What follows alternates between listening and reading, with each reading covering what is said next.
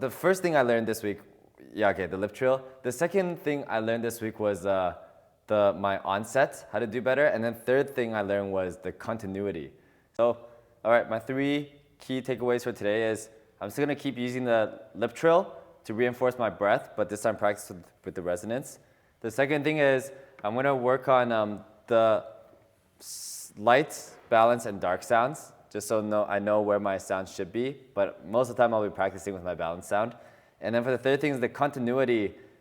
I think I'm just gonna practice with both. One, when I need more fluidity, I'm gonna practice through more, and when I need more intensity, then I'll think of more like the knob and just keeping it there.